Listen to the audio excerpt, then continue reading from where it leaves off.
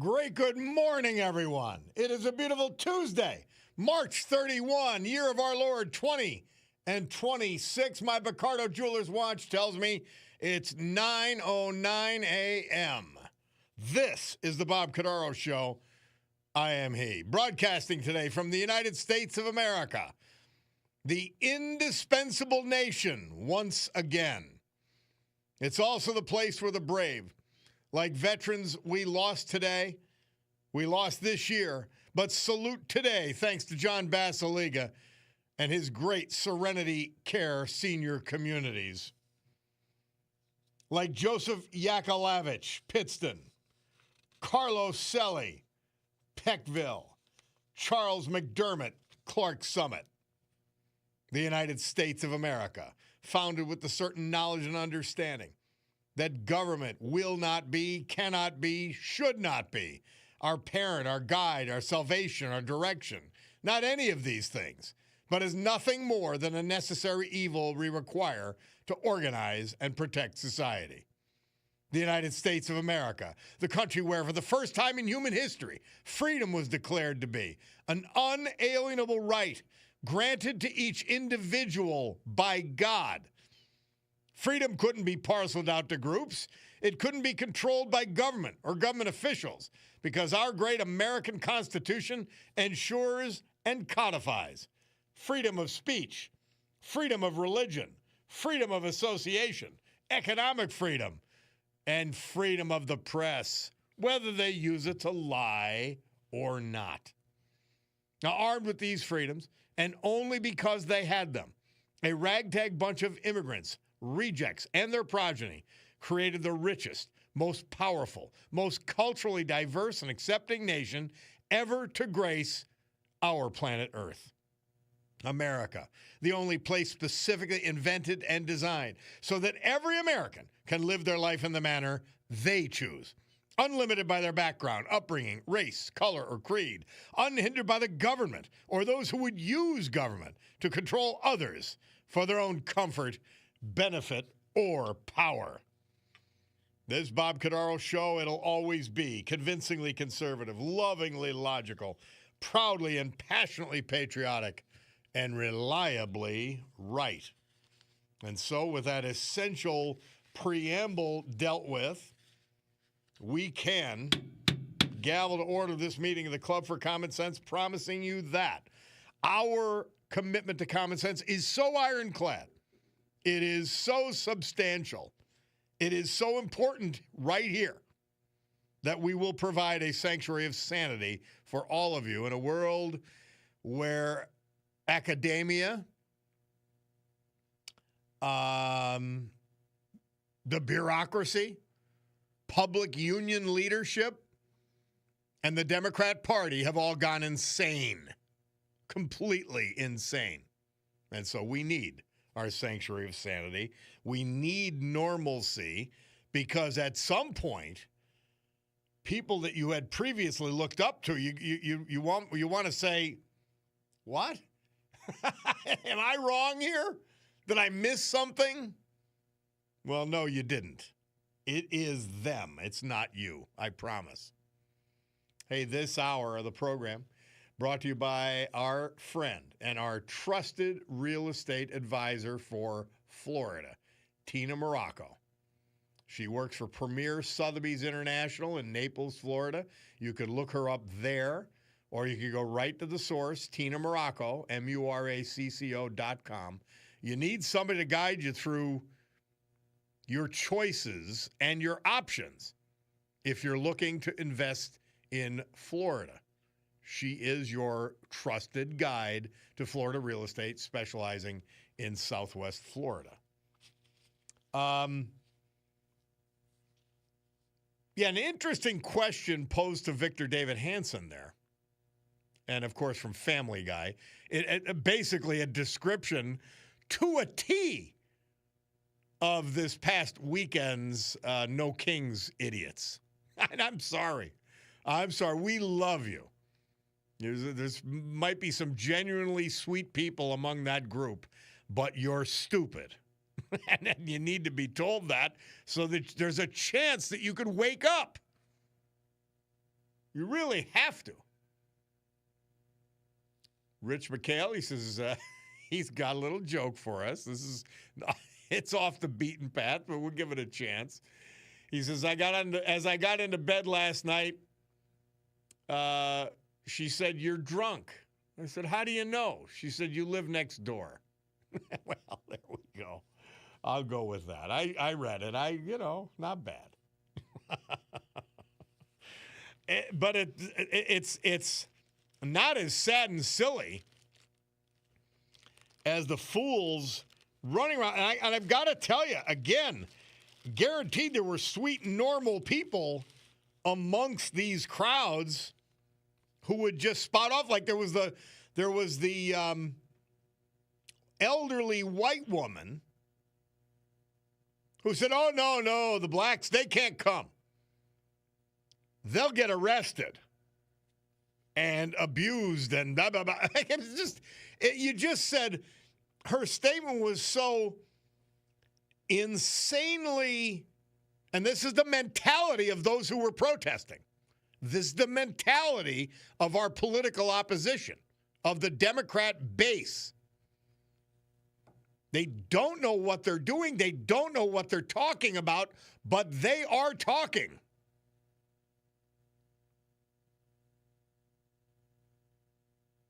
Yeah, they can't be here. We're here in their stead. Because they'd be arrested and abused, and God knows what would happen. And they don't have IDs, and they don't have driver's licenses. How do they get here? It was so supremely racist and stupid simultaneously, which they sort of go hand in hand, racism and stupidity, that I don't know. You don't even know what to say. You have to stop having the conversation at some point. All right, you're too dumb. You're making me stupid. I've got to back away without averting my eyes. And that's the way to approach these people who are just gone. And we can only hope and pray that they have redeeming qualities other than their intellect. Because that has vanished for whatever reason. So let's look at I heard the press briefing for the war in Iraq. I've got to say, America, you really got to get past this impatience.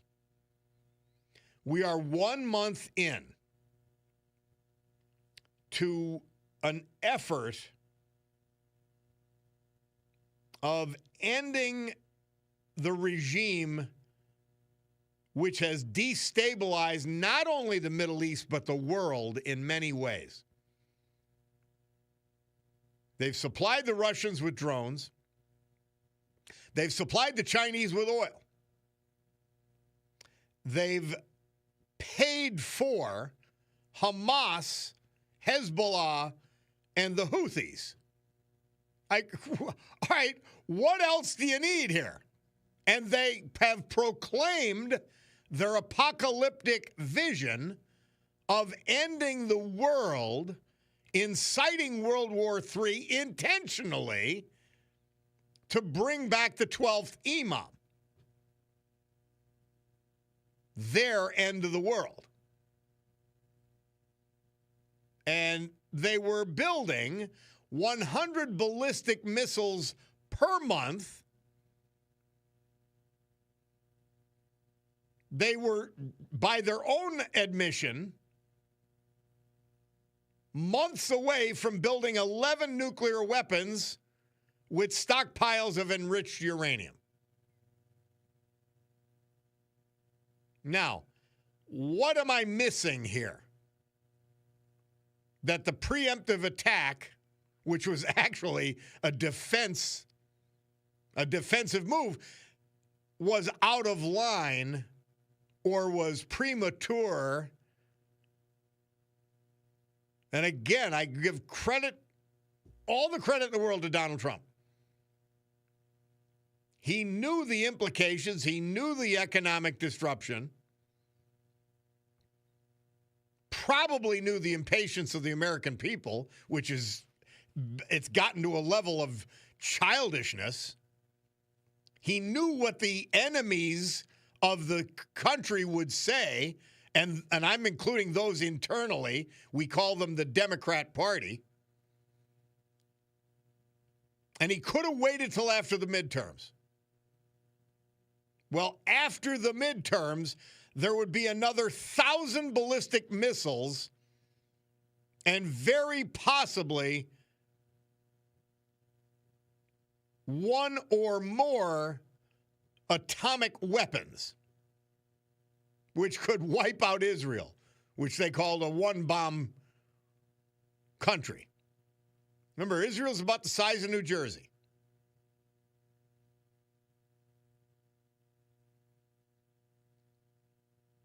And so you look at, and by the way, they were already able to reach European capitals. And those namby-pambies, pussies, if you will, are useless. They kowtow to their Muslim population in a fashion that's off the charts. And so Islamism, which is the dangerous breed of the Muslim religion, Islamism flourishes because of their weakness. And so who else is going to do it? Just like in A Few Good Men. Who's going to do it? You? No, America. And thank God we did. We'll be back.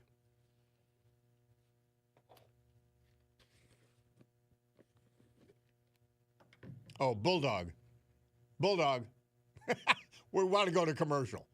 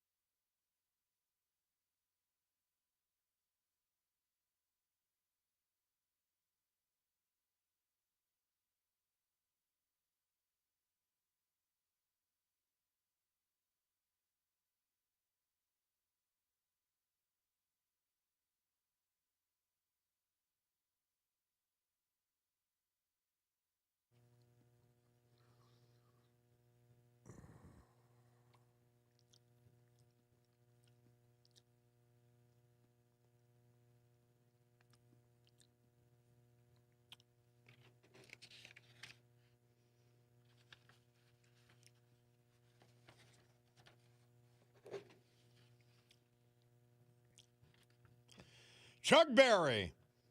Murph says he released his hit Johnny Be Good this date, 1958. And also on March 31st, but back in 1933, you heard the creation of the Civilian Conservation Corps. I'm sitting here confused. Who built those beautiful walls and the federal courthouse in downtown Scranton and all that? That wasn't the Civilian Conservation Corps. They were more concerned with planting trees and that kind of thing. Oh, Works Projects, the WPA. It goes to a different time. When people didn't want welfare, they didn't want to be coddled, they didn't want to be taken care of, they wanted to go to work. And when government provided the work, and then, by the way, nothing that Franklin Delano Roosevelt did, here's the raw fact, nothing he did got us out of the Great Depression. Nothing. But when we look around WPA, I think of certain walls and certain buildings. These people weren't there for a handout. They went and they worked. And they got it done. It was a different ethic in the country. So there was benefit to it. And there are monuments to it to this day, to both WPA and the Civilian Conservation Corps. Somebody texting in, where is that? I've got to find it. Where are we? Oh, Bob, hate to hurt your feelings. By the way, you can't, but forget about No Kings. Was watching the Senate online. Thune no better or worse than Rhino McConnell. Midterms look dismal. Must tell the truth. Hope you agree. I do. That doesn't mean it can't be turned around, though. But the Republicans, in not getting rid of the filibuster, it's a disgrace. They basically voted to not take any kind of action, which will very likely lose them the Senate. But we don't know what the next several months will bring. We will see. So I'm not writing it off, but what you're saying as I speak is true. Cabinet guy said the fools who protested Saturday, they got there by multiple chartered buses that transported them to the protest. I know. One of the haters, Trump calls for unconditional surrender and picking the next leader of Iran was not a stroke of genius. Well, no, it was the truth. I don't know. Again, what planet do you come from? We have to have leadership in Iran that does what we say, that doesn't immediately attempt to rearm, that doesn't kill 50,000 of their people in a weekend. What the hell's the matter with you?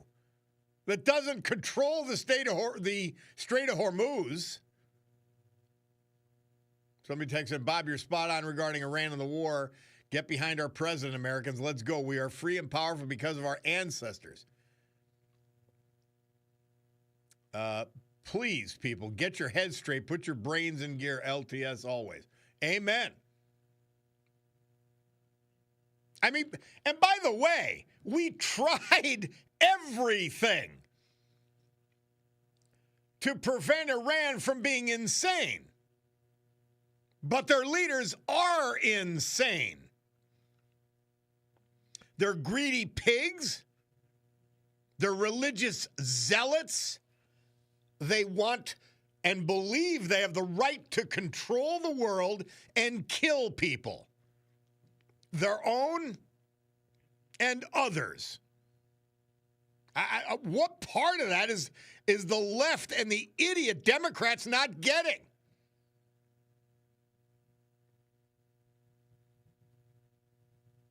On a previous subject, somebody texted, Dear Bob, ALTS. Always loved the show. World War II brought us out of the Depression. Yeah, had nothing to do with Franklin D. Roosevelt and the New Deal. Joe from Trips Park, he says, Obama gave Iran our tax dollars. They used it to build weapons. Now Trump has to use our tax dollars to fight our former tax dollars. Yep, exactly. And don't forget, as egregious or worse was Joe Biden ending the oil embargo on Iran, where they grossed about $200 billion during his time in office, which was the main thing. And then he unfroze $16 billion more. These people are sick. They are stupid. They are dangerous. Please remember that. Those of you who are sane enough to think, and make sure you vote this fall. That's who they are. We'll take a break and be back.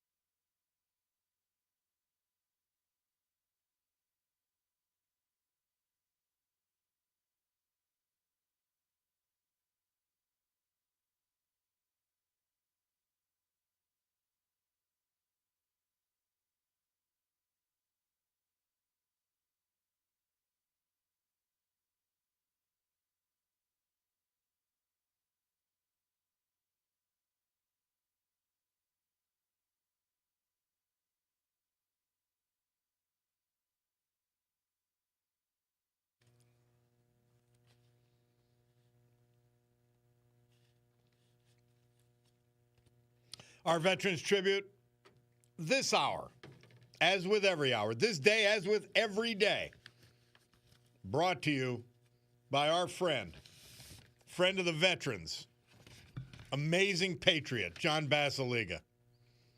Today we feature just another of his great companies, Serenity Care Personal Care Community. 4 locations in the Mid-Valley of Lackawanna County, Old Forge, Wyoming, and Kingston. John has a passion for providing the highest quality senior care in the area and beautiful personal care homes for seniors to live in. And he's done it by completely renovating these 4 facilities inside and out. They're accepting new residents. Dementia care units at the Mid-Valley and Kingston locations. They are the gold standard for senior care in Northeast Pennsylvania. Joseph Yakelavich. We lost him at age 83, March 21st. He was from Pittston. Born in that great city, he was a graduate of Pittston Area High School. He served all of us for 6 years in the United States Marine Corps, much of that during the Vietnam War. Prior to retirement, he was employed by Pittston Lumber and the United Parcel Service in Stroudsburg. Member of St. John the Evangelist Church, Pittston. Sadly preceded in death by his wife, the former Joanne Marac, who passed away in 2025. His son, Joseph Yakelavich, who they lost in 2021. Surviving, a sister-in-law, niece and caregiver, Celia Blannett, and her husband, Bill of Hanover Township. Nieces, nephews, great-nieces, and great-nephews. Joseph Yakelavich, our great veteran this hour, brought to you by John Basiliga and his great Serenity Care personal care community. AccuWeather forecast brought to you by our friends at Montage Mountain Resorts. They're swinging into spring up there, and it's already 62 degrees on the mountain today. Breezy this morning, otherwise a thick cloud cover and very warm, high 77. Tonight, a couple of showers late, low of 59. Tomorrow, mainly cloudy with a couple of showers and a thunderstorm. That'll actually be good to hear. High 68, low 46. Thursday, considerable cloudiness and cooler with shower in places. High 56, low 48. So cooler on Holy Thursday. Good Friday, mostly cloudy and warmer. High 75, warm again, low 57. Saturday, variable cloudiness with a couple of showers, very warm, high 77, low 57. So a great weather report for Holy Week, brought to you by our friends at Montage Mountain.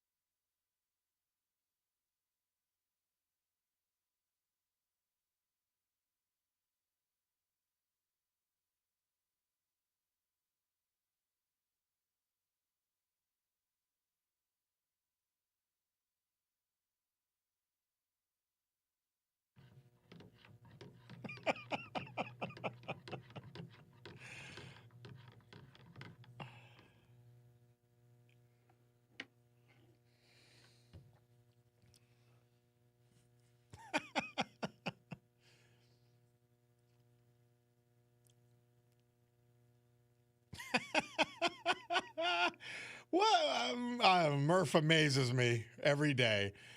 This date, 1960, Lonnie Donegan debuted at #1. Only the second artist to do that in the United Kingdom. The other was Elvis Presley with his hit, My Old Man's a Dustman. Bob Cordaro back with you on the eponymous program. And, okay, what's today? Today's Tuesday. All right. So we've got Lorraine from Hazleton on the phone. And now we have her theme song. And now we have Lorraine. How are you, darling? Hang it in. Huh. Well, don't sound so happy to talk to me. Well, I'll try not to. Dear Lord. That's right. We'll call you Melancholy Baby. Well, okay then. I don't care what you call me. I really don't. I really don't care. Well, then that proves you're a melancholy baby today, anyway. Well, today, tomorrow, yesterday, next year, if I'm around. And anyway, I know in my heart, and I was right, that you weren't going to be here on Good Friday, because I remember last year you weren't here on Good Friday, and I told Johnny that. And then he tells me he's not going to be here, there, wherever, on Good Friday. So I'm reading this poem today, whether... Good. I'm happy you're doing that. That's good. It's Good Friday, my Good Friday poem. Well, you could have saved it till Thursday, but okay. No, listen, I have a life too. Well, and I wrote this, you always say, do I have the date on? Well, this time I happen to have the date on it, and it was in '08 I wrote this poem. All right. Good Friday. Good Friday is the somber day on which we honor our Lord's death, from the time that he was scourged until the moment he drew his last breath. It is called Good Friday because Jesus died for our sins. He provided a way to heaven for us when mortal life ends and eternity begins. Many of us have numerous crosses that we must learn to carry.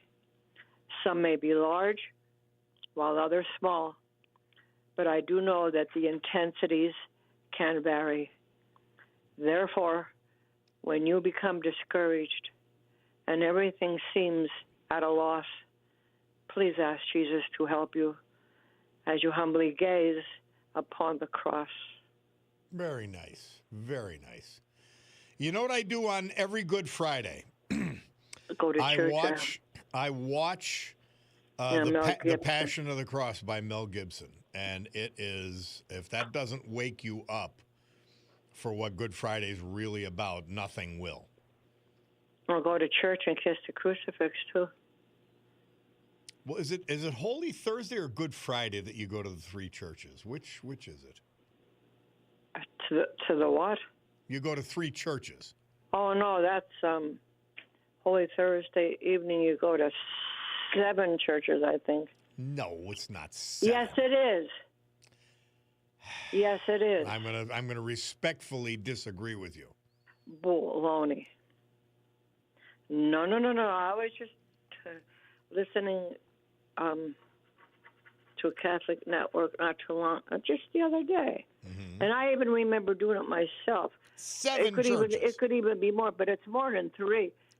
There's only 2 churches in Dunmore. Well, there's 3. Well, okay. If you're talking about I'm Catholic, so... Hey, lower your voice. I seldom do. Well, maybe it's good because my ears aren't the greatest lately. Anyway, so you come in handy with that respect. Listen. We'll find out about this. You know what? Our listeners will know. I won't. By the way, don't. somebody said, well, no, because I'm questioning you. Now, someone will make up this dispute. But wait. Let me tell you something. Down deep in God's eyes, it doesn't matter how many churches you visit. It could be 1, 2, 3, but there's no quibbling. Well, it's a beautiful tradition. Yes, well, that's what I'm saying. But it's true. I mean, if it's the minimum, fine. But seriously, I think it's 7 churches. All right. Well, we're going to find out. By the way, somebody texted in, Amen, Lorraine. May God bless you. And that's as good a way as any to end this Thank you. God bless you, whoever. And we hope, they didn't put their name or a nickname. Well, that's okay. Lorraine, call in Thursday. Maybe read the same poem. I like it a lot. Well, you know what, though? I mean, I also have an Easter Sunday poem, too. Well, let's do it then. Let's do it Thursday. Okay? I mean, well, I'll try. You never know what pops up with me. All right, darling. Well, and I meant that seriously. Yeah, we hope it happens, yeah. I kid around, I'm... Okay, okay, melancholy baby. Well, hey, listen, drop the melancholy and just call me baby. All right, we got to go. Thank you, my dear. Always a pleasure. Well, bring me some Pascha bread. All right. Fair enough. Okay. We'll eat from the blessed basket on Sunday. Let's Yeah, go. go to one of those churches that you're going to go to for the bread. Yes. Okay, Fuzzy Wuzzy, I know. Dear. Thank you, dear. All right. God bless everybody. You So too. long. Thank you. Let's go to Bill from Pittston. How are you, Bill? I'm doing pretty good. We got to get a theme song for you, too, I think. Okay. Now, somebody said, Bob, it's 3 churches. Bill, you might know this. I love Lorraine, but it's 3. Yes. 7 would be quite a task. Yeah, if you want to do it, I commend you. But yeah, 3. That's what I know. Yeah, it's a great tradition. So anyway, I digress. The Pope and Bill O'Reilly weighed in on this today. I weighed in on it yesterday, and he said, "But this captures it. But His Holiness is not a fact-based theologian." And No, he's not. Nails it. He's an accountant and he's an administrator, and I wouldn't let him do my taxes. Well, really? I'm not angry at him. He's supposed to speak about peace, and he's supposed to encourage peace, but he's also supposed to acknowledge evil. And he never acknowledged evil when it comes to Iran or China or any place. So I'm a little disappointed in him again. Well, let me tell you, I researched that to find anywhere a quote similar to which he spoke, saying, Jesus does not hear the prayers of those who bring war. I've seen different variations of what he allegedly said. You know what? Bill, I'm happy you mentioned that because there was something bugging me about what he said, and that was it. He doesn't listen. He doesn't listen to people. Never. That's not the God that I know. No, it's not. And that's why I dislike him so heavily. I wanted to like him, but he's a terrible theologian. He's not even doing proper exegetical work. I mean, it'd be a stretch to find out where he pulls that from. And he's just interpolating that in his own liberal way. And you know what? He'd be better as a liberal Protestant than a Catholic. Yeah. Really, his theology. We really needed somebody to go back. Pope Benedict was very good theologically. He just wasn't. He just didn't have any spark or leadership. But you got to go. We need another John Paul II. We really do, desperately. Absolutely. The world when I needs met it. him, I'll tell you, it changed my life. Just when we met him, had a private audience with him. I'll tell you, the best. Yeah. And I mean, look, it's like following Ali in boxing. It's very hard to do, but we're overdue for a great pope, and the mediocrity and the between him and Francis, just disappointing. Yeah. Me too. We wanted Muhammad Ali. We got Michael Spinks. Well, and again, I have no problem with him preaching peace. There's no doubt that Jesus would too, but he's got to preach with balance. And he's got to preach against evil. He's got to preach against. Ask him how many Christians are surviving that openly pray to Jesus in Iran. The answer would be 0. You're absolutely right. But the other side of the coin, I like a good argument. And if he could show me a good theological argument or prove where he got that text and how he is interpreting that accurately, I'd submit, but I can't find it. And I've been doing a lot of work on it. Like I said, he's more of a liberation theologian and a left wing. That's all he is. It's sad. It's sad that that's the case. I don't know. Well, Tom from Dallas texts in. He says, isn't this the same Pope that just blessed blocks of ice because of climate change? Enough said. Yeah. Exactly. Thank you, my man. Pleasure, Bill.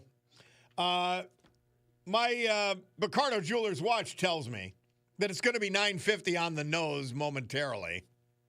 There it is.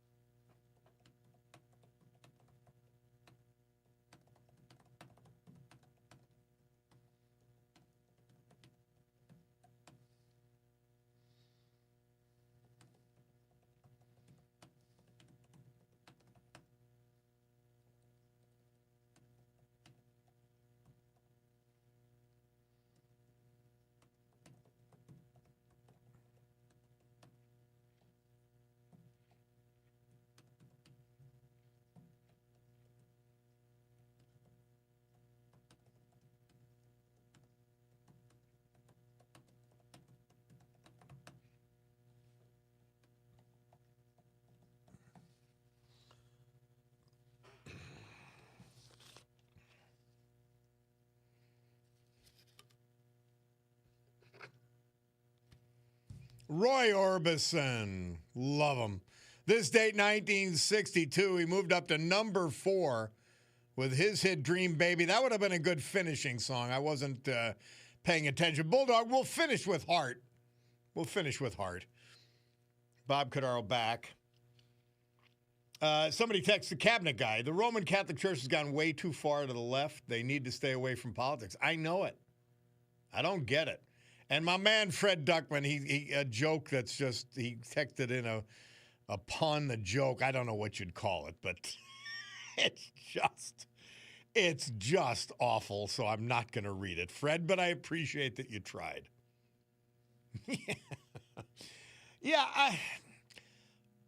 Here's the thing about the Pope, just for example. As disappointed as I am in him, or as I may be in a particular priest, let's say, the fact is that has nothing to do with whether I worship as a Catholic. Literally nothing. And I just say to myself, okay, so a priest did whatever. Or, you could go through the whole litany of things that human beings do that are bad. And you could ascribe them to a priest, you could ascribe them to clergy, and they get exaggerated and whatever, but that is not a reason to leave religion or to forsake your religious beliefs. It just isn't. It's like, oh my God, there's humans in the church. There's people with human failings. There's evil in the church. Well, yeah, there is. I'm not saying the Pope's evil. I'm just saying going to the molestation charges. Yeah, that was evil. They were acts of evil. The cover-ups were ignorance and evil combined. But what does that have to do with how you worship?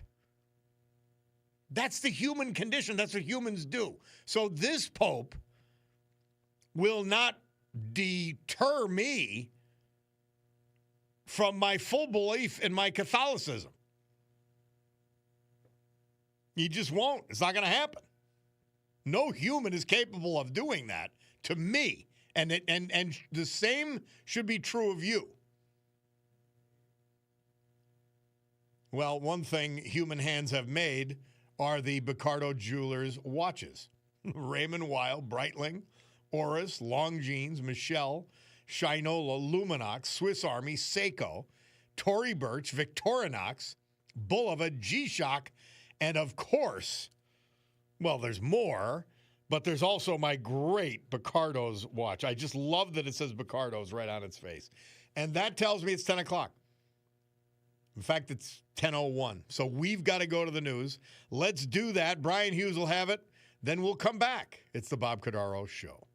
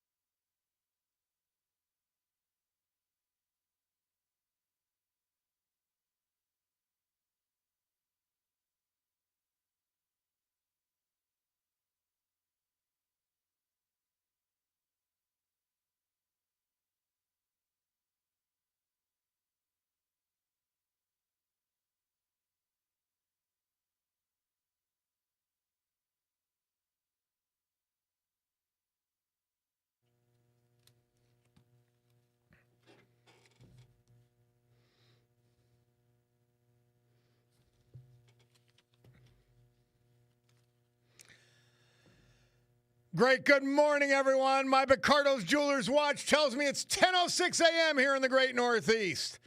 This beautiful Tuesday, March 31st, 2026. This is the Bob Cordaro Show. I am he, and it's a big day to fight for America, defend our values. And with the help of our man, John Basiliga, and his great Serenity Care personal care community, the gold standard of senior care in Northeast PA, to honor the brave who have made us and kept us free. People like veterans we've lost this year, but celebrate today, like Joseph Yakelavich, Pittston, Carlos Selly, Peckville, Charles McDermott, Clark Summit. So with history, our great founding fathers, and the incomparable Constitution of the United States of America as our guides, let us continue today's battle. Gaveling back to order after that brief news adjournment, this meeting of the Club for Common Sense, promising you that our commitment to common sense is so foolproof, we will provide a sanctuary of sanity for all of you. In a world where public union officials, academia, the establishment, global elites, billionaires of all kinds, and the Democrat Party have all gone insane. Yeah, that's why you need that sanctuary. We'll give it to you. Don't you worry.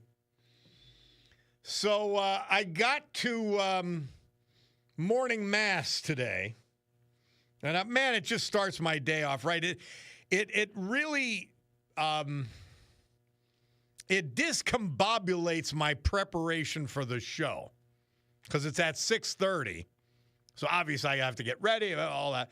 But, man, I just love it when I get to the cathedral. It's just a great, great group of people and a great service. So I got to the 6:30 this morning, and I'm very pleased to say that.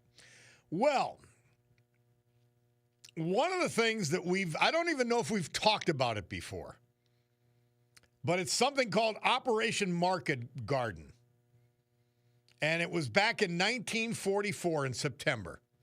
And who better to tell us all about that but our friend, patent attorney extraordinaire, Rick Bigelow. Rick, welcome back to the Bob Cordaro Show. How are you, my man? Doing fine. Glad to be with you, Bob. Oh, I can't get enough of your teachings. I really can't. And this is great. So tell us about Operation Market Garden. Okay, so we start with D-Day in June of 1944, a tremendous success, and then we do the breakout from Normandy, and by almost 3 months later, we had taken Paris. We're doing great. The Nazis are reeling. We're probably 2 to 4 weeks ahead of schedule, and at this point in time, we're at the border of Belgium and Luxembourg, and actually some of our troops are very close to the border of Germany itself. So one of the important things that happened was early in September of 1944, Montgomery's 21st Army Group captured Antwerp, which is in Belgium. And it was amazing because we captured it before the Nazis had time to destroy it. Now, it was important because Antwerp is about 50 miles inland, and it was one of the largest ports in Europe. And before that, we had been forced to get all our logistics from Cherbourg and from the D-Day beaches. And so we were about 300 miles ahead of our logistics. So all the logistics had to be sent almost 300 miles to the troops at the front. So if we had been able to open up Antwerp immediately, we could have gotten our logistics to our frontline troops much quicker. And at this point in time, especially Bradley's 12th Army Group was running out of supplies, so they kind of had to stop towards the end of towards beginning of September in 1944. So we had the opportunity to take Antwerp, and the thing is, Antwerp was 50 miles inland, and it went along what's known as the Scheldt Estuary, but the Germans held the Scheldt Estuary, so we couldn't use Antwerp right away. So the thing we probably should have done, and we didn't do, was clear out the Scheldt and have our troop and supply ships go right into Antwerp.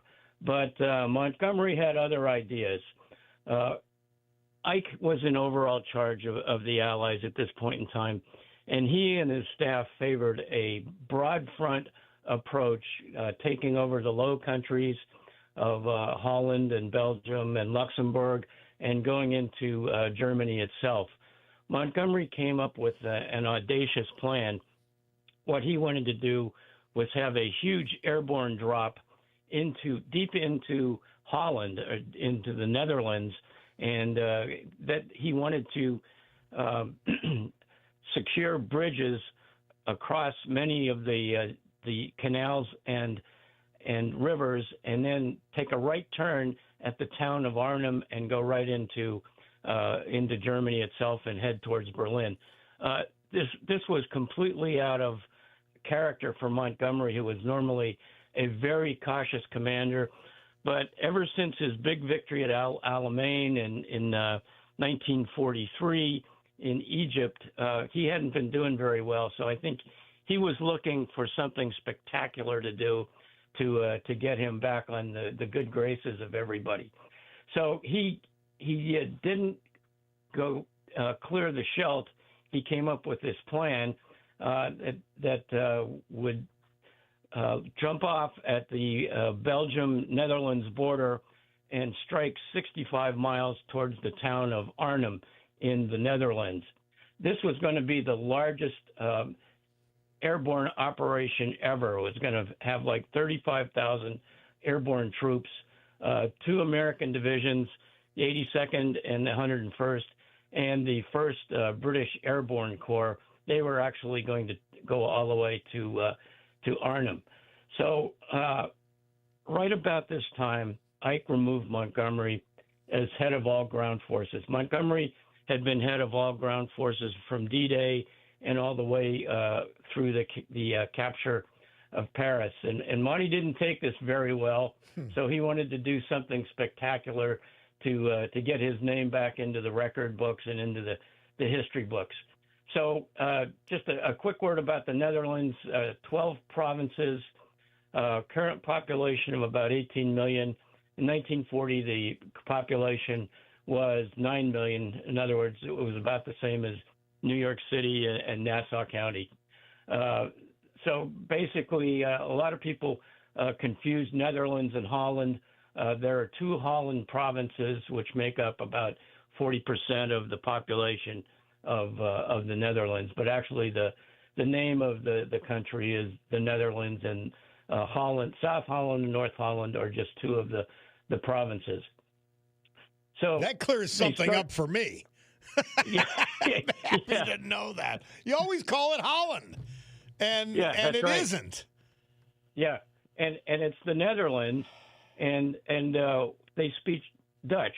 Or where does that come from? Yeah, yeah. It actually is just a. Shouldn't that be Deutschland? Yeah, well, yeah. I mean, that's like Pennsylvania Dutch is really Deutsch, and so anyway, it's just an anglicization of a lot of things like Deutsch and Deutschland, and the Dutch language is pretty close to German, to the Deutsch language.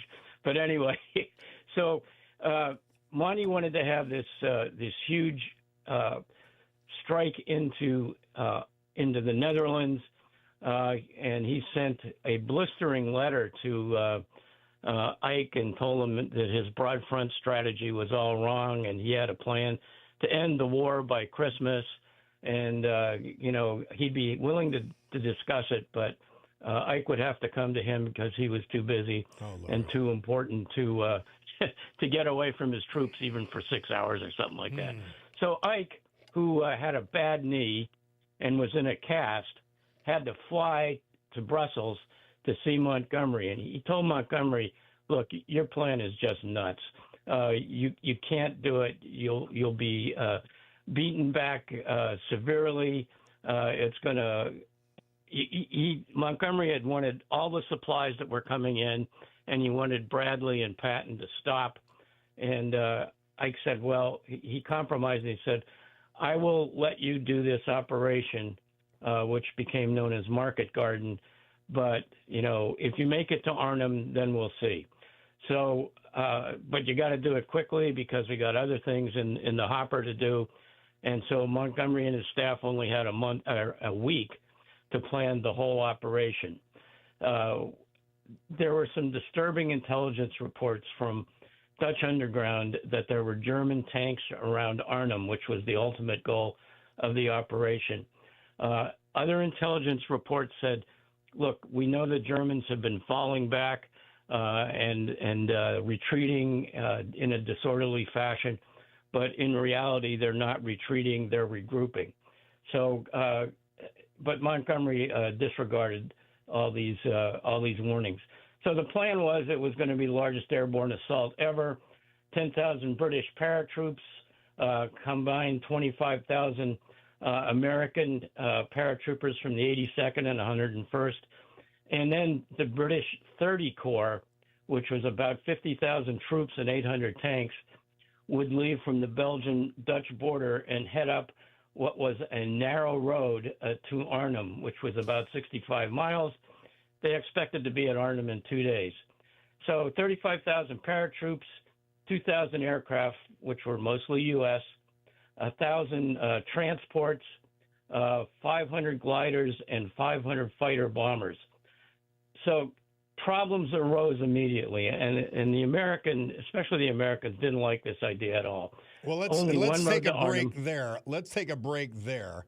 And just for listeners who might want to get a closer look, we've got Rick's maps up on the live stream on the Odyssey and WILKnewsradio.com deal. So you can see the maps that we're talking and the areas we're talking about. Rick Bigelow is my guest. Operation Market Garden is our subject. We'll take a break. Come back. It's the Bob Cordaro Show.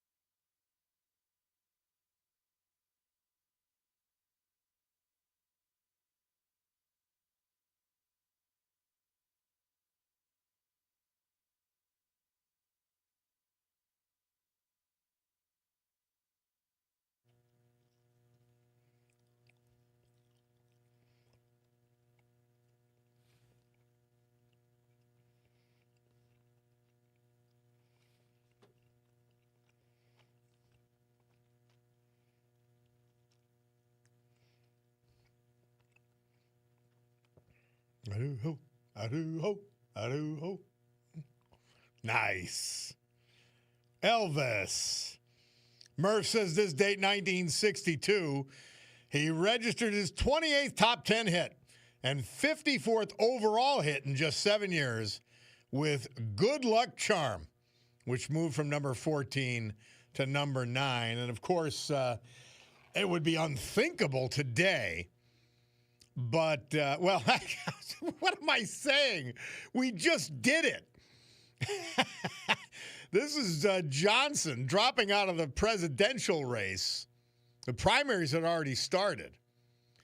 And he dropped out of the presidential race March 31st of election year. And then I'm realizing that's right. The scumbag Biden did it in July. So there is not only precedent for dropping out this early or this late, but there is actually something that surpasses it. In any event, good riddance, LBJ. You were horrible. You were a disgrace. Corrupt and disgusting.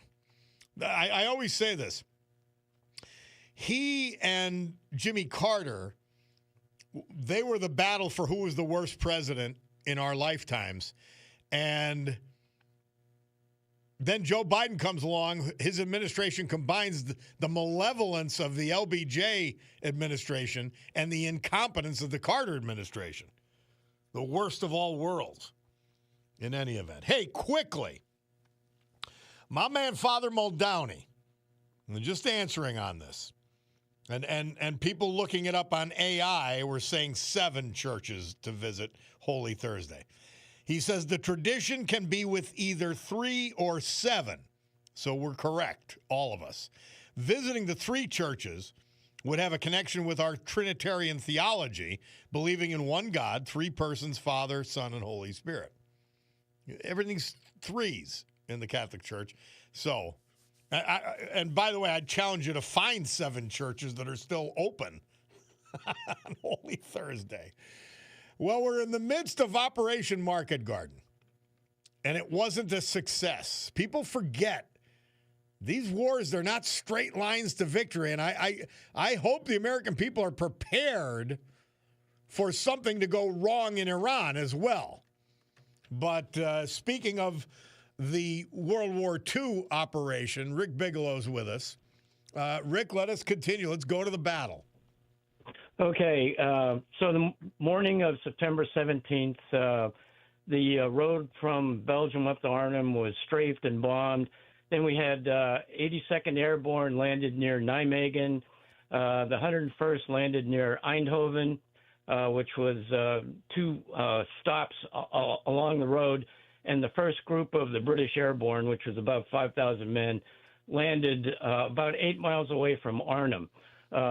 They were going to have to walk to the bridge at Arnhem. Problems arose immediately.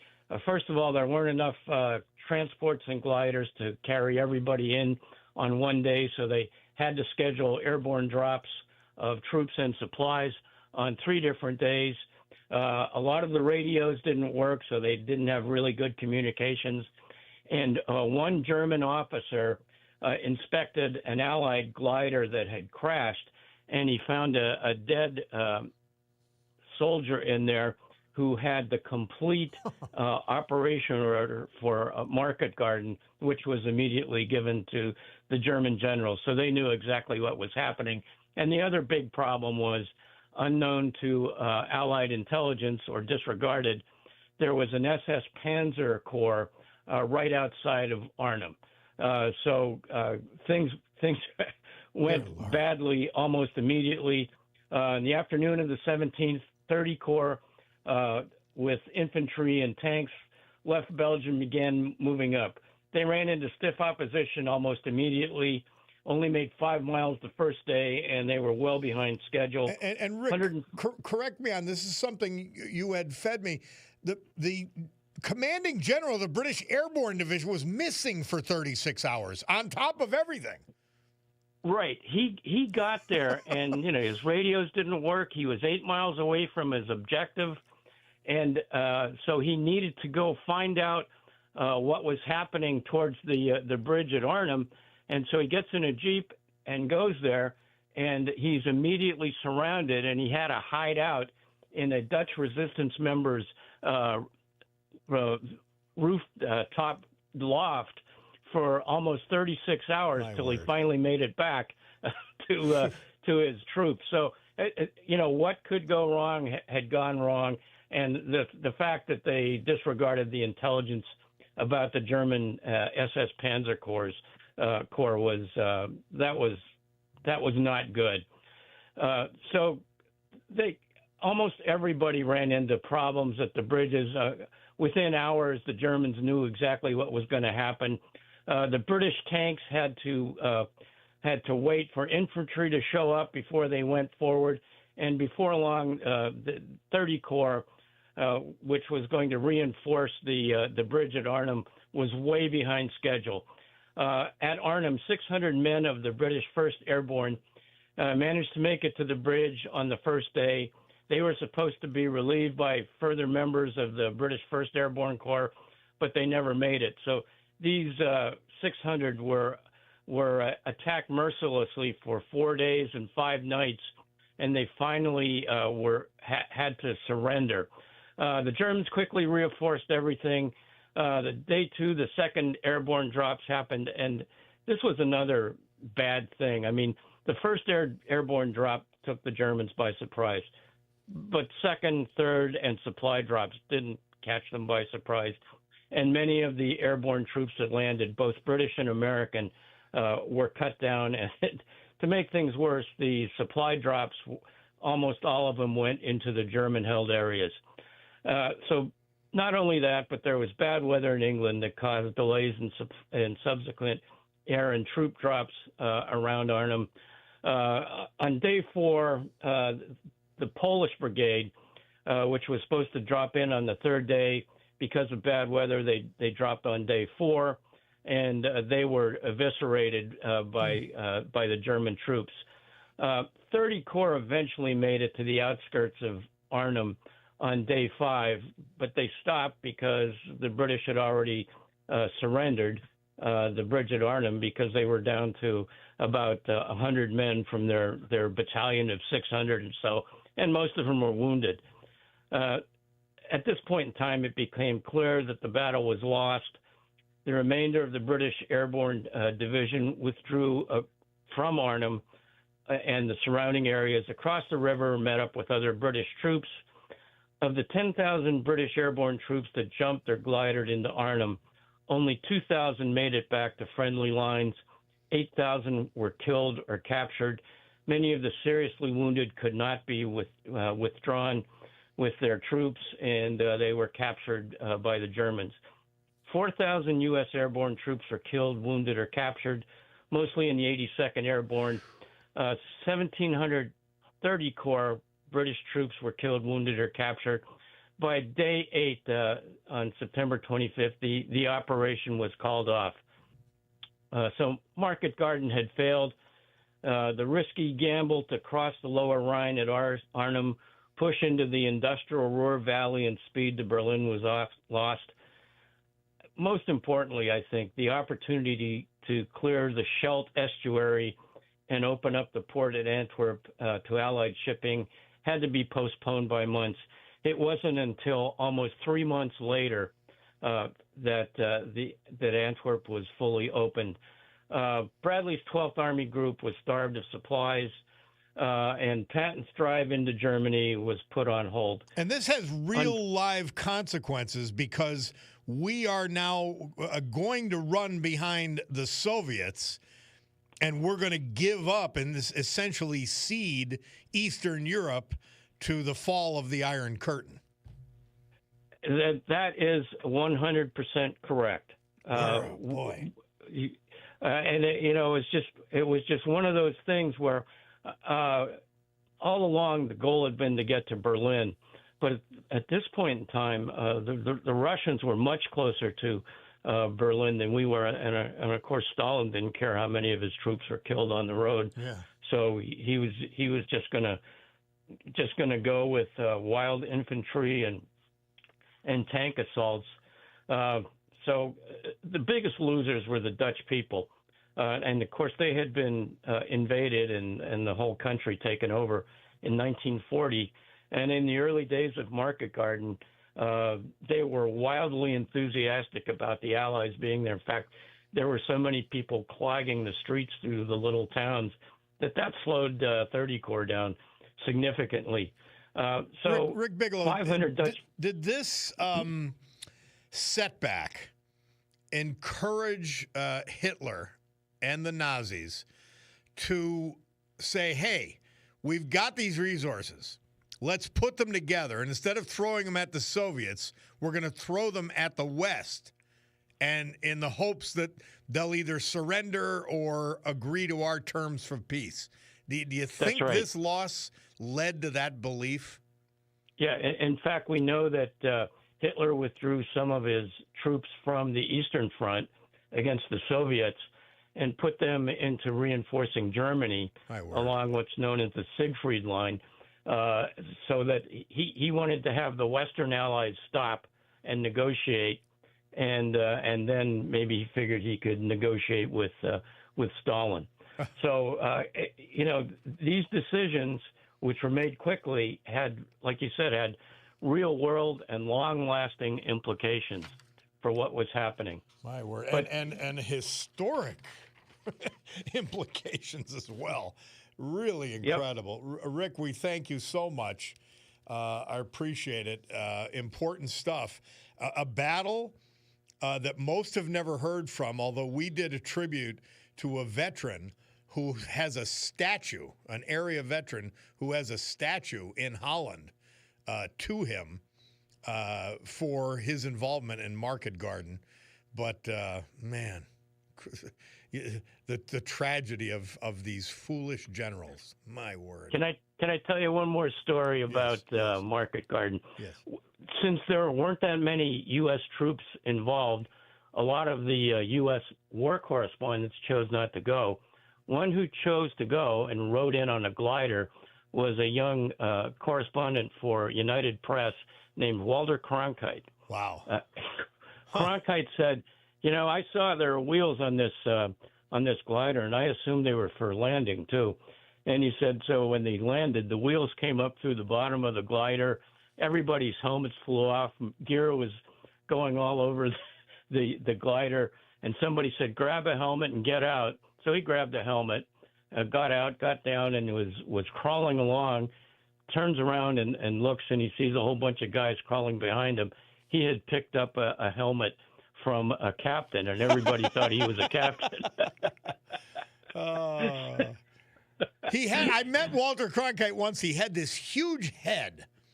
Yeah. He wasn't tall at all. I don't think he was even my height. You just pictured him being bigger than life, but very courtly, very nice person. Yeah. Yep. Oh, that's amazing. That's a good aside. Rick Bigelow, we appreciate it so much. Thank you. We love your lessons. We love your tutorials very much. Glad to do it, Bob. All right, my man. Rick Bigelow, Operation Market Garden. Lots of implications. We'll take a break and be back. It's the Bob Cordaro Show.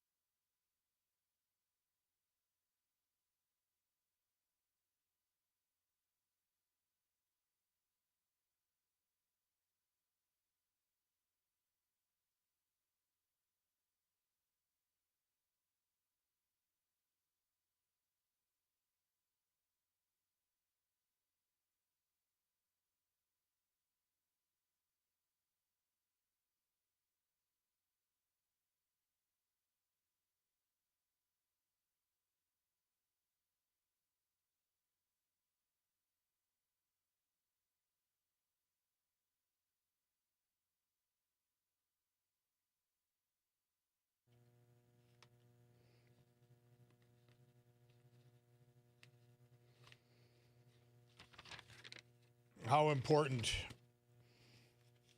are our veterans' tributes, particularly as we listen to some of the things they've gone through with Rick Bigelow. This tribute, this hour, brought to you by John Basiliga and Serenity Care, an incredible personal care community with 4 locations in the Mid-Valley section of Lackawanna County, Old Forge, Wyoming, and Kingston.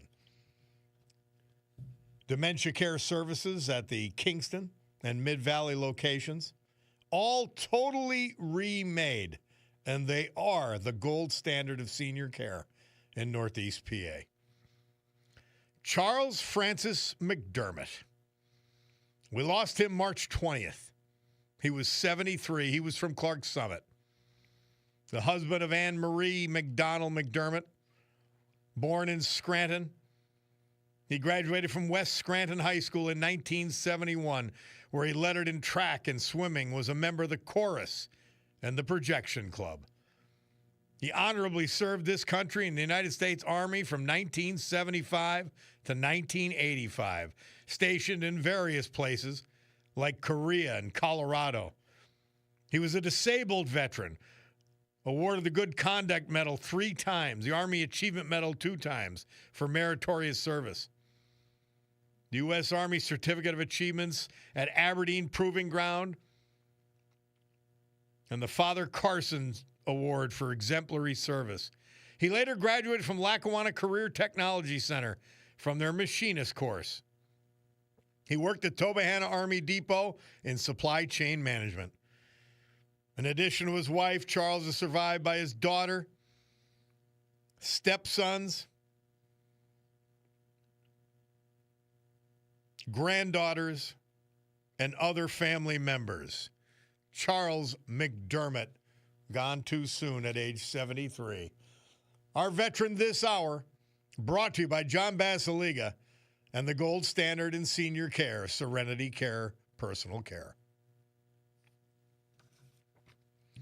AccuWeather forecast brought to you by our friends at Montage Mountain Resort, where they are swinging into spring. Today, breezy this morning, otherwise a thick cloud cover. Very warm, high of 77, 66 at Montage Mountain right now. Tonight, a couple of showers late, it'll be 59.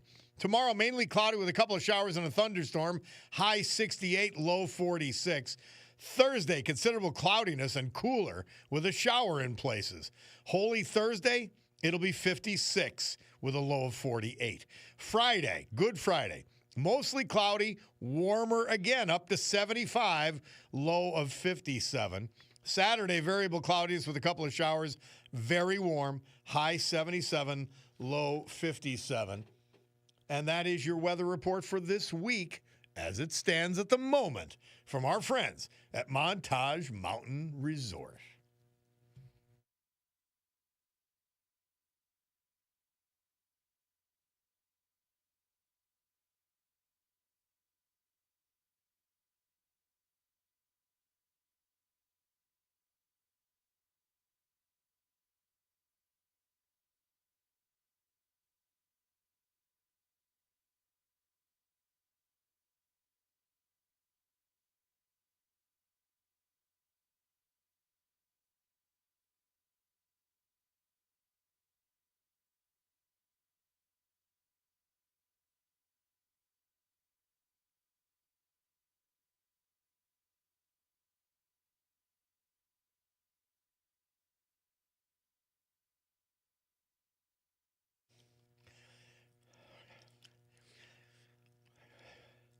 You don't think I have tough decisions here every day and every hour of the day.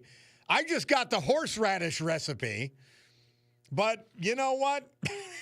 It's time to go to Tina Morocco instead, and we'll talk about horseradish later. How about that, Tina? I mean, here we are, Easter week, and you are more important than horseradish. Really? Flattered.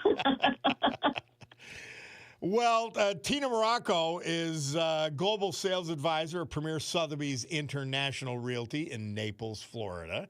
You can reach her directly. Well, you could reach her through Sotheby's International or Tina Morocco, MURACCO.com. Well, Tina, what's on your mind today as we swing into spring ourselves here with some warmer but inconsistent weather? Where I hear that you're going to be almost 77 there today. We're at 80 right now. So and your sun is shining and we have the cloud cover. I know. Yeah. I know. I know the difference, believe me. Right. We're doing cartwheels because it's going to be warm, but we don't get sunshine often enough. We really don't. Well, today I think I'd like to talk a little bit about history and adventure by way of Everglades City.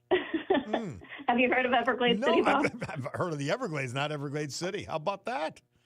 Yeah, so Everglades City is south of Naples. It's off of US 41 if you're on the way from Naples to Miami. It's just a little tiny town, less than 500 people, but it has a lot of history to it. It actually was the county seat of Collier County back in the 1800s and the 1900s, founded really by the Baron Collier family. But now, back in the 1920s, there was this place called the Rod and Gun Club that was founded there, and it's pretty amazing. There were tons of presidents and celebrities that visited the Rod and Gun Club. And this was mostly, about fishing and sportsmanship and shooting. And the Rod and Gun Club is still here today. So it's still like the 1920s. It's almost exactly the same. It's been restored, but you can still go there. And they have all kinds of, shooting competitions. They have skeet shooting. They have fishing charters that go out. It's really the gateway to the 10,000 islands here. And it's also known as the capital of stone crabs. Stone crabs here are a big deal. I love them. I love them. Everglades City is on the coast. It's on the coast. Yeah. It's on the coast, yeah. So if you're on 41, if you just keep heading south past Naples, 41 kind of curves below onto the water kind of and towards Miami. So it just loops around. Think of Florida as that bottom loop. Yeah. That's where it is. Oh, neat. But yeah, FDR was there, Truman, Eisenhower, Hoover, Nixon, and then all kinds of celebrities like Ernest Hemingway, Mick Jagger, Joe Pesci. It's really a cool place to go to visit. Had our first post office down here. That's still standing. And they have all kinds of airboat rides there. So I don't know if you know about airboats, but they're pretty neat. Yeah. So they're almost like a pontoon boat with a giant fan on the back of it. Yeah. Well, we remember a show from the 60s where they had that. I can't remember which show it is, but so Tina Morocco, I mean, that's amazing. We found another place that I'd never heard of. And when you bring up the guns, that strikes me. We've got thousands and thousands of people in Northeast PA, and their philosophy is, I have less guns than I want, but more guns than I need. So they're all into that. And come down here to Everglades City and you can shoot them. Wow. Yeah. So I always wanted to do the skeet shooting there. We'll probably get down there eventually, but it's I have a lot of friends that have places like little fishing condos and cabins and cottages down there that live in Naples, and they go to Everglades City. It's probably I'd say it's about 45 minutes from here. Yeah. But it's just kind of a little getaway, tiny town. Like I said, it's not even a mile and a half total square footage. Less than 500 people live there full time, but it's really a neat place. And if you want to take a tour, with an airboat, it's really fun to go. You can see everything, all the birds, all the wildlife, the alligators. Those airboat tours are really neat. Fascinating. You know, you just don't think of people in Naples having to get away. Well, if you like to fish, a little bit of country. But they can. Oh, that's fantastic. Yeah. So Everglades City for today. I look forward to your next one. On Thursday. You finding these places, you know your stuff. We appreciate it. Can't tell you how much. Yeah. Well, I appreciate you, Bob. Thank you for having me on. Our friend and your trusted source for real estate in Florida and specializing in Southwest Florida, Tina Morocco, Sotheby's International in Naples, or check her out at Tina Morocco, MURACCO.com. Thank you, Tina. Always a learning experience. Take care, Bob. All right. We'll take a break. We'll talk horseradish when we come back, if I can fit it in.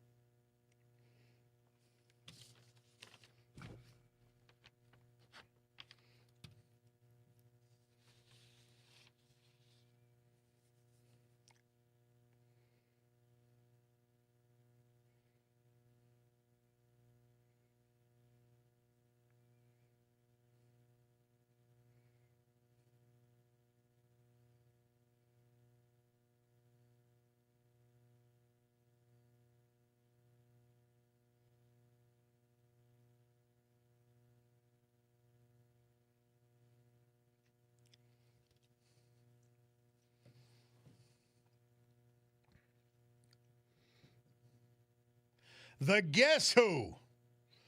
This date, 1969, they released their hit, These Eyes. Bob Cordaro back with you on the eponymous program. All right, so let's see if we can get to this now.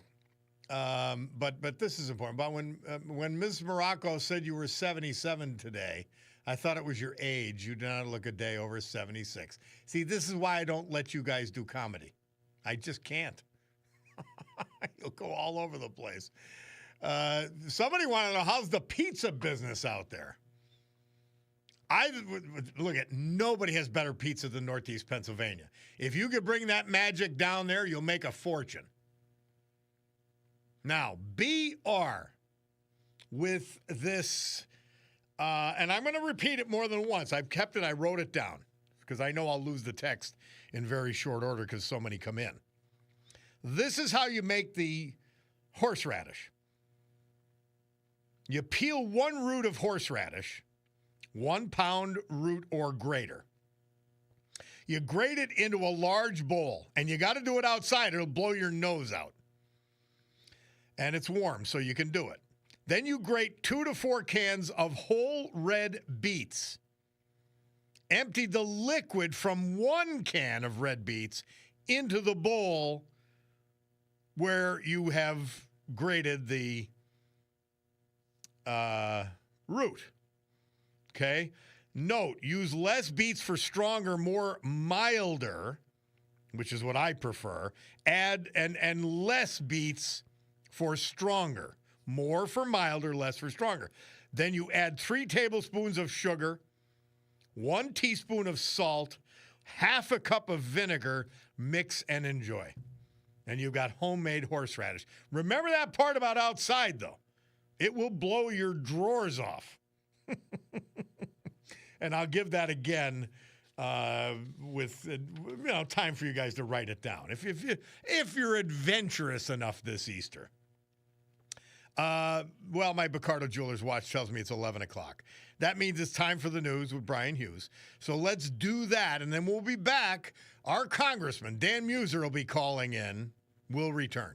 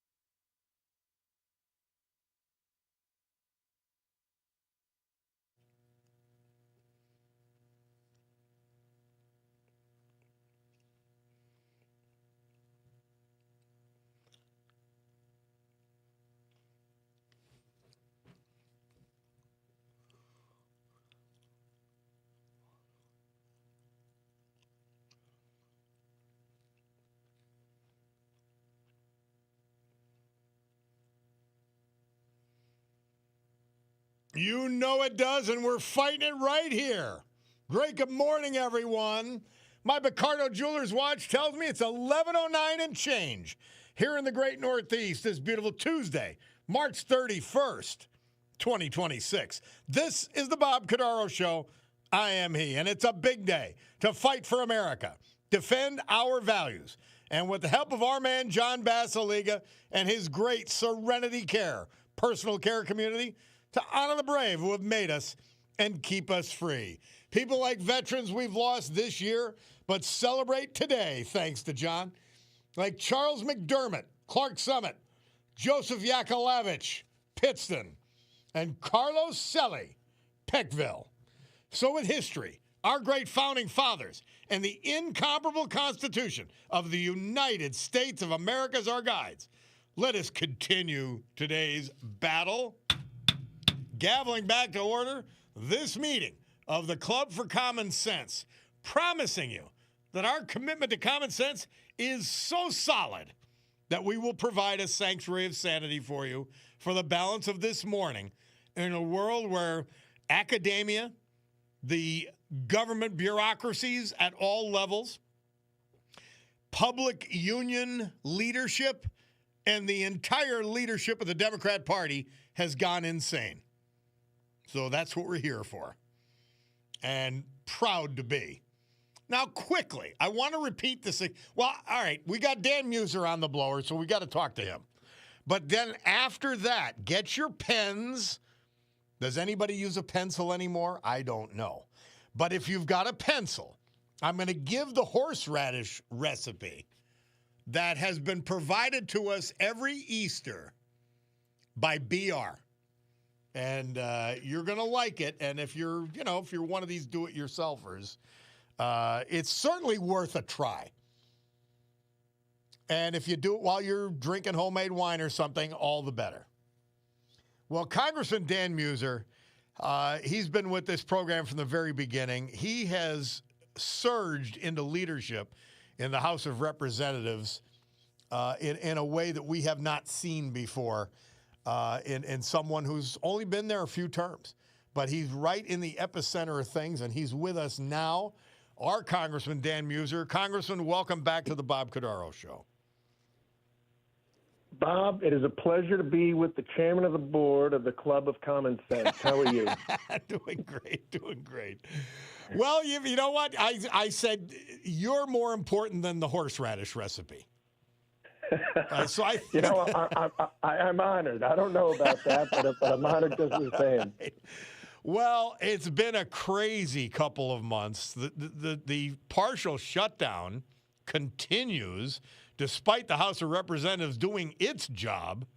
The U.S. Senate, I mean, what the hell is going on there? They will not get rid of the filibuster to get things done, and I don't understand it.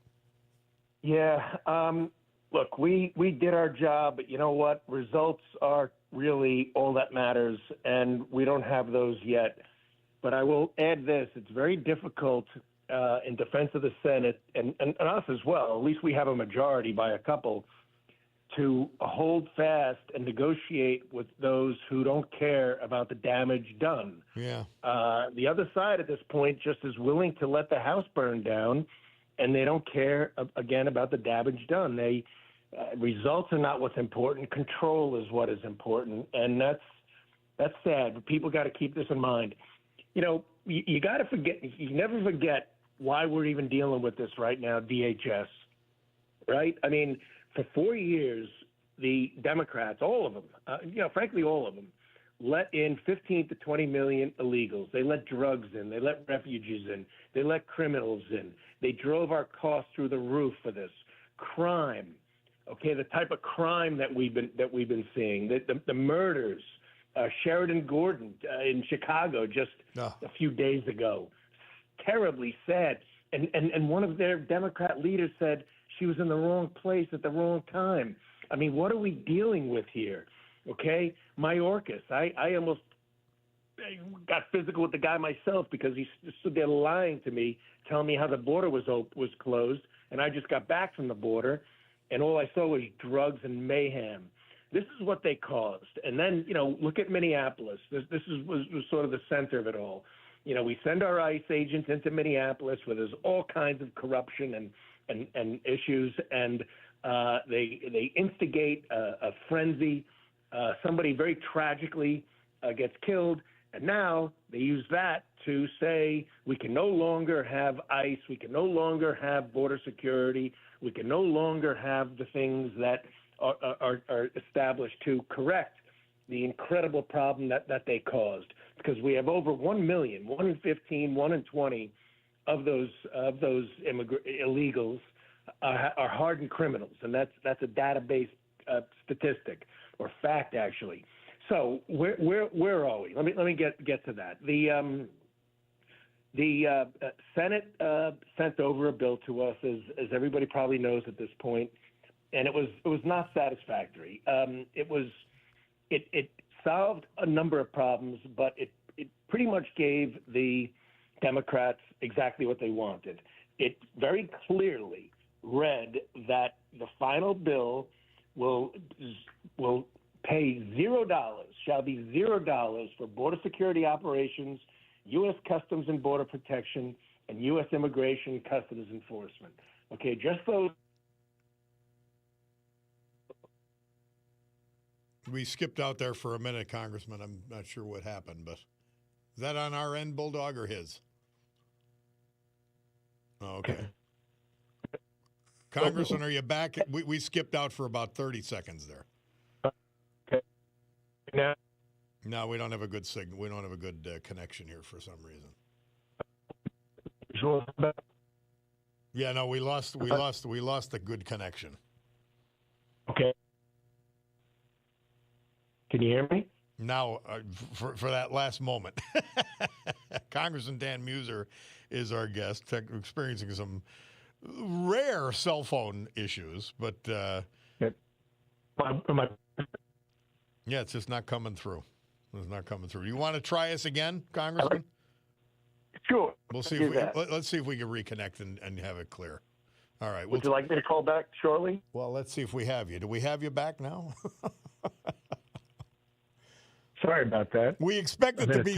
We expect our cell phones to be so clear that we're shocked when it's not. Right.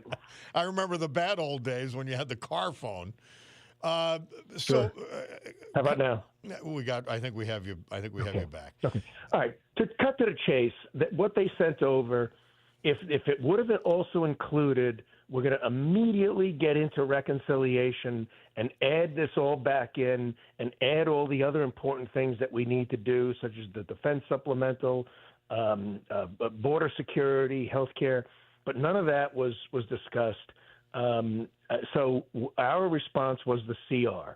Now, the CR is fine. It's an extension of the current funding, but nevertheless, it was unrealistic to think the Senate was going to vote for it because we needed 60 votes. We needed the Democrats. But as you said, the answer to that is simply to blow up the filibuster for this crucial time. Crucial situations require some drastic actions. And this could have been done, and we wouldn't be dealing with what we're dealing with right now. So what was and Congressman Muser, to your understanding, and you're not expected to be an expert on Senate rules. They at 2:30 in the morning, they passed by acclamation, which means just the people present yelled yes. Whatever their continuing resolution was. What was that all about?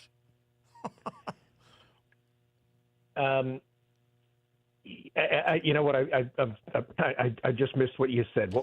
This is too bad. Yeah. The Senate passed their resolution by acclamation at about 2:30 in the morning. Nobody even knows what happened. Nobody can explain it well. And I don't hold you to all the arcane rules of the Senate. But what the hell did they do? It was unanimous consent. Actually, our senators didn't even vote on it. They just made a resolution proclamation to pass by unanimous consent that bill, and it passed because there was no one that protested against it. No one stood to protest against it, and that was that. It passed, and it was by unanimous consent. It was sent over to us at, as you said, 3 o'clock in the morning.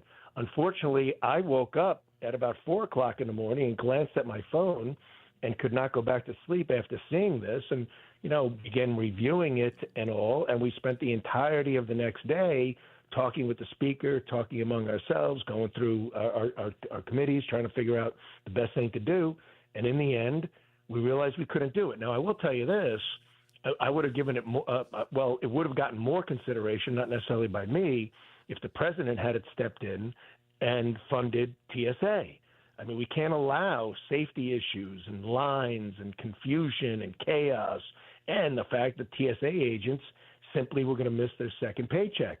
Now, I'll just add this, though, and this might sound, a little callous, a little mean, but the Democrats didn't seem to care about that. Not at all. They didn't for 43 days. And like I said, the turmoil and the chaos works to their political advantage in their view.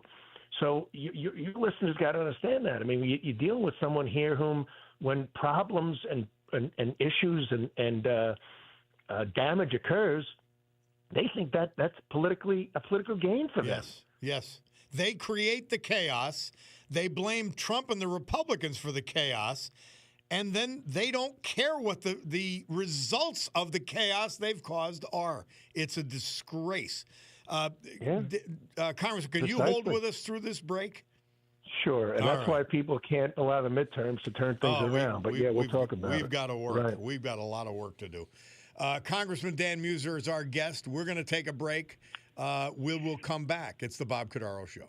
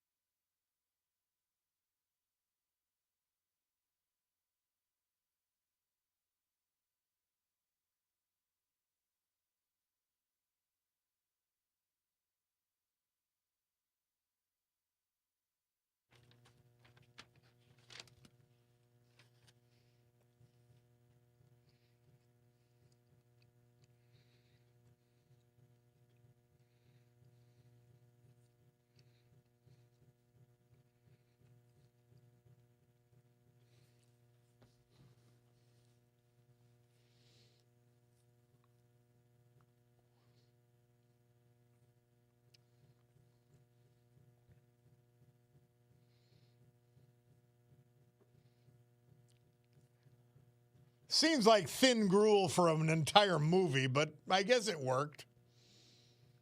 Kenny Loggins. Murph says he had the number one hit this date, 1984, in concert with the movie Footloose. Congressman Dan Muser is our guest. We're talking about the ridiculous goings-on in Washington, D.C. Congressman, in the midst of all this, and we'll go back to the main subjects momentarily, you've reintroduced legislation to reduce regulations for small businesses. So you're still doing your job. But what about these idiot Democrats? I'm not seeing them do anything of any value. I really am not. Yeah, well, either am I. I mean, just this last 2 weeks, I've had fraud hearings. I have a FDIC raising the FDIC deposit insurance higher and indexing it to inflation.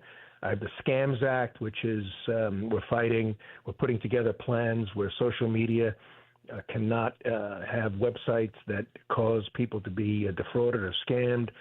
I introduced legislation for most favored nation pricing for American patients, codifying the president's initiative, which is long overdue and very bold of him to initiate. We also made the Endless Mountain region a national heritage. Yeah, that's a great thing. That's a great thing. Yeah. People don't realize the value that will have to Northeast PA. There'll be some headaches with it too, but I think it's great. There's always some of that along with any positive movement. But where we are here is look with our CR. It was somewhat unrealistic of us to think that, again, the Democrats would come in and join Republicans in continuing the resolution of the funding. And the other mistake that I think we made, frankly, was we should have stayed in Washington or gotten right back. I mean, just sent the wrong message to people and really to the Senate. It would have pressured them to come back and address all this rather than, the so-called, Easter break. Which when you're in district, you're definitely not on break. I mean, you're working at it. There's lots to do, but nevertheless, that's sort of the image that people have. And my guess is there probably are some members that aren't necessarily working. So, we have a continued partial shutdown that needs to be addressed. We've got a serious conflict, a war in Iran. And, there's work to be done. But right now, the best thing that we could do, we got two answers to this current situation. One is that John Thune and the Senate state we're going to begin immediately. We're going to lay out the goals of reconciliation and get that going within a 2 to 3 week period and get a huge, not necessarily a big bill like was done before, but get that done. Or, as you had stated, and many of us, and I agree, we blow up the filibuster and we pass our own legislation along with passing the Save America Act, which is really tied to all of this. It seems to me there's some senators that will not, Republican senators, that will not vote for the Save America Act, and Thune is protecting them by not blowing up the filibuster. I honestly think it's the other way around. I just think they want to protect the traditions of the Senate to be the body that is bipartisan and needs to have the 60 votes as a cooling effect, so-called. But they're living with insane partisans.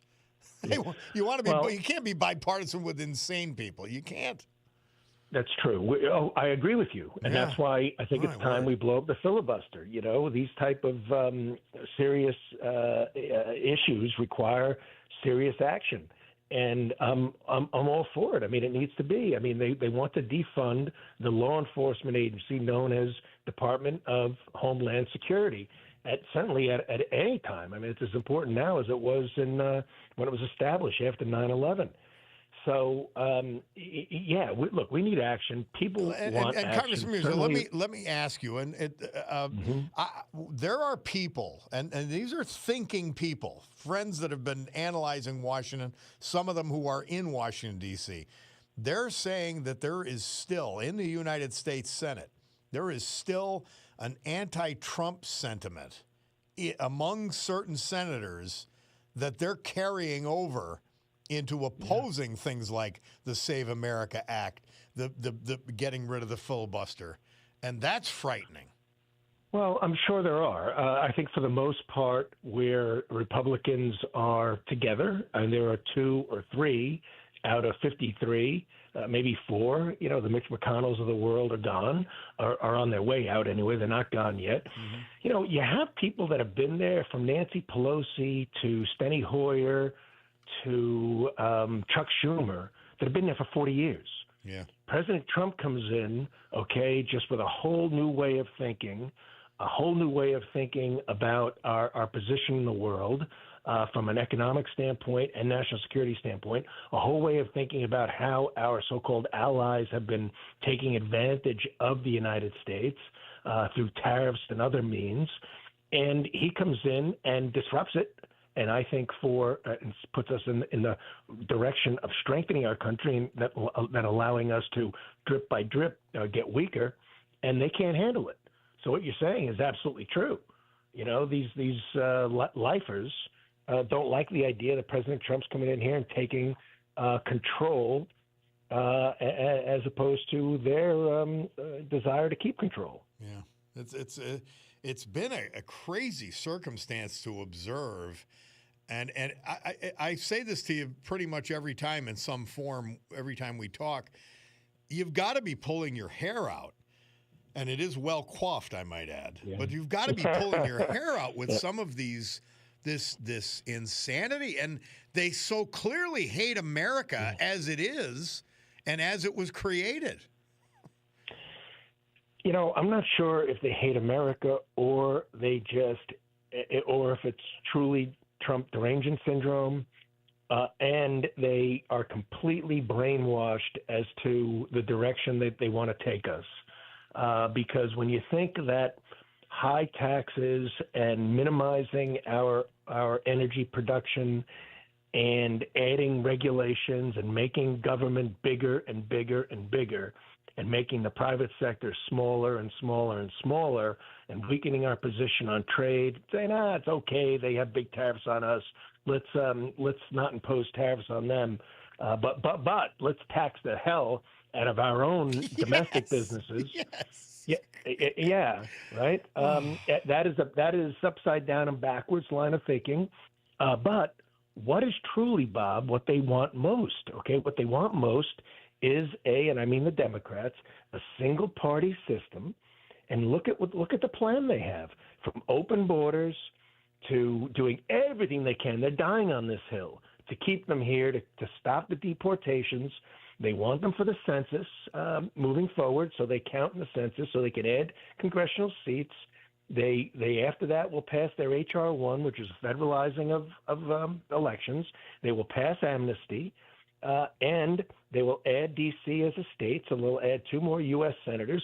We've seen this. This is what they tried to do. If it weren't for just a couple of senators in the past, and of course they'll blow up the filibuster if they need to, because they tried to do that too. And there's no one to preserve it except, and I don't think he'll care, except Fetterman. There's no one to preserve it among the current crop of Democrats. They will get rid of it in 10 seconds.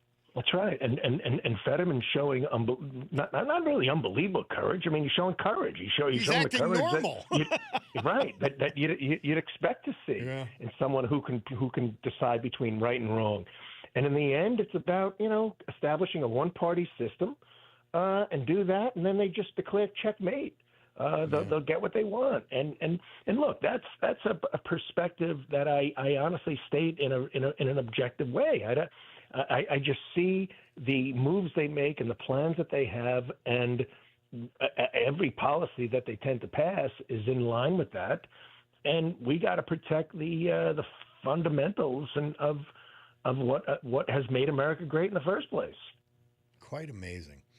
Well, we are honored that you continue to fight the fight down there, as frustrating as it must be, especially coming from a business background where you just did what was right for the company all the time and as soon as you could, and did everything you could to effectuate it. And now you're in a situation where you're actually battling against people who want for example, our troops to be defeated in Iran. It's a Unreal. scary place we've gotten to with this Democrat opposition. It truly is. Yeah, yeah. And it's certainly not all of them. I can attest there's some very good people on the Democrat side. It's just that they vote. They come out of their caucus meeting and they vote, normally 95, if not 100% of the time, with the leadership. And that's what will happen in anybody new going there. Take a guy like Rob Bresnahan. Rob Bresnahan is working his tail off in the district, working his tail off in Washington.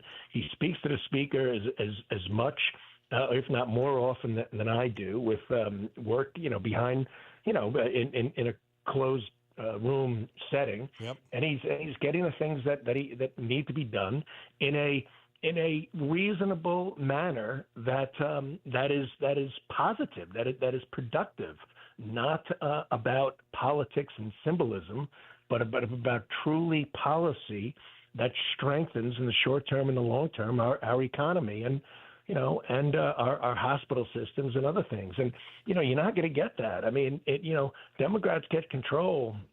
They're going to go down the path that I outlined, and it's talk about frustrations. That's when I'll have frustrations. That's when I won't have any hair. Yeah. And that is in our future. They're gonna try to impeach Trump. The whole act is going to get repeated again, and it'll be total stagflation. It just nothing will happen. And the worst part about what they're doing, and they know it, the chaos works for them politically, and that's very sad. That they see lines at the airports as somehow an advantage Democrat because they can blame it on somehow. And of course, they got 90% of the media out there, fanning that flame, that somehow it's the fault of Republicans and the fault of Trump. Well, meanwhile, we voted 5 times, I think, to open up the government, and the last time around as well.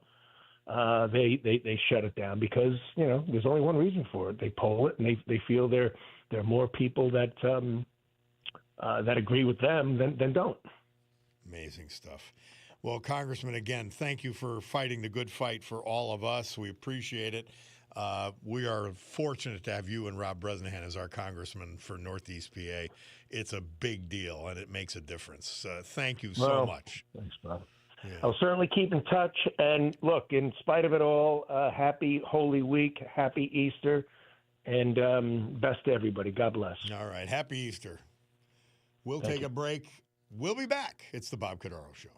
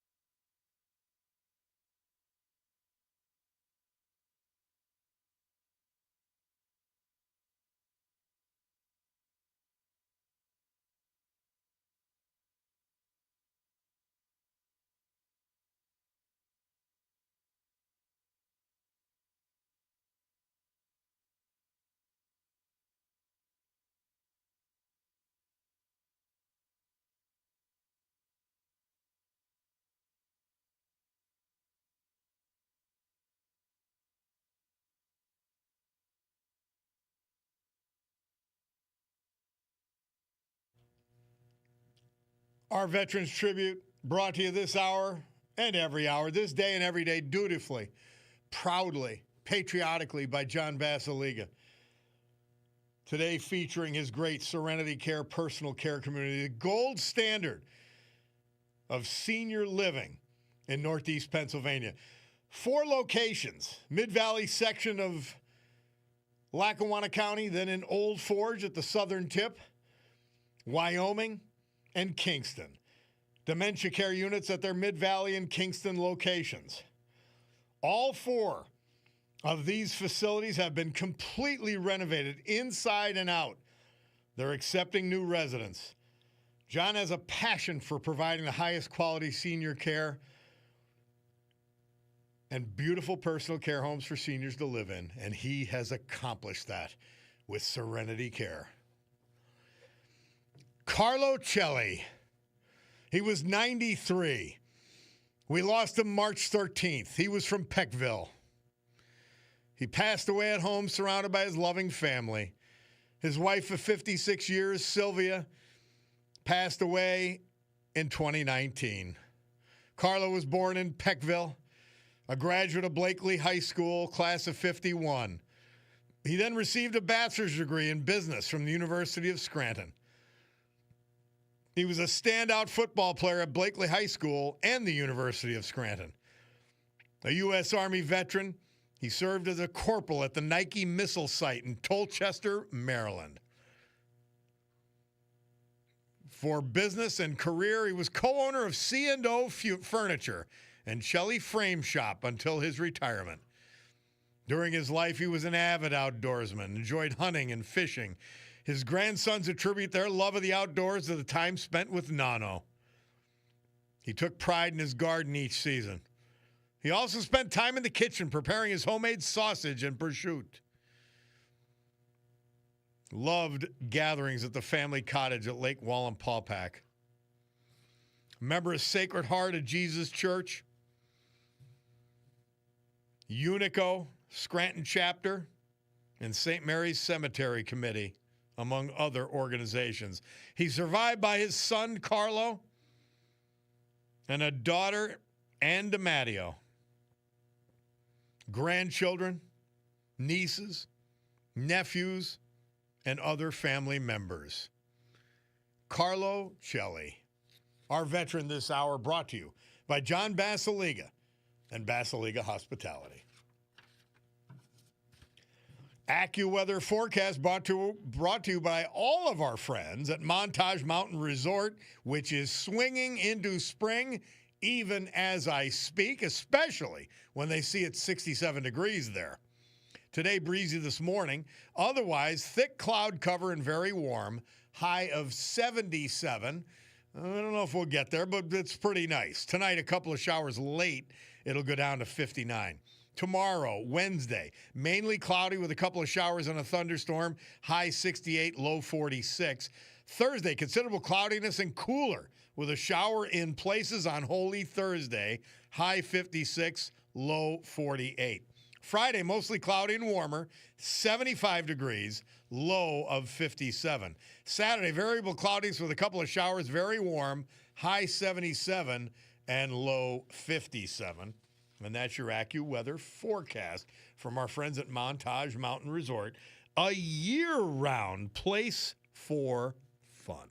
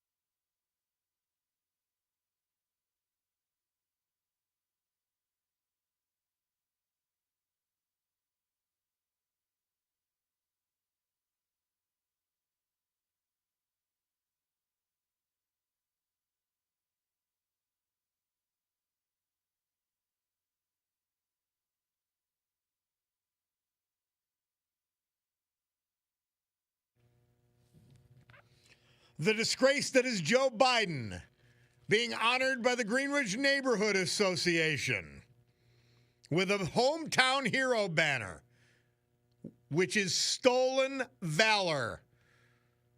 Day 106, Biden banner disgrace.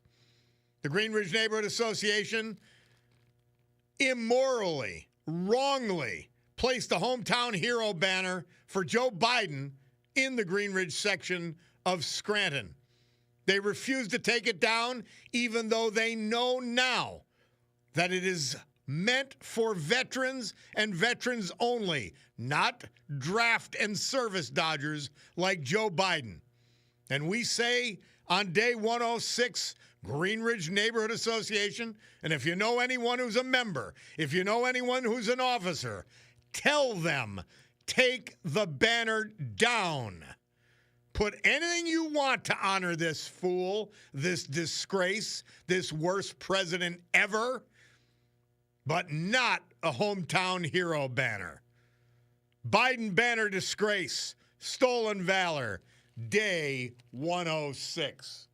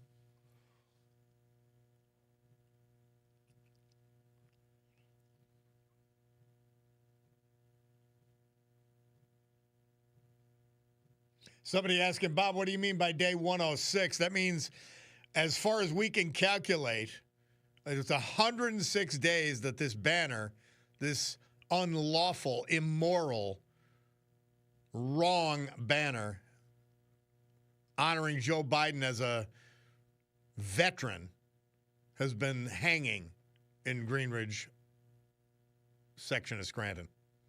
Disgrace. And they are becoming disgraceful. Mother Teresa, as far, by the way, Phil Collins, 1990, this date, moved up to number 3 with his hit, I Wish It Would Rain Down. Mother Teresa, St. Teresa for March 31st.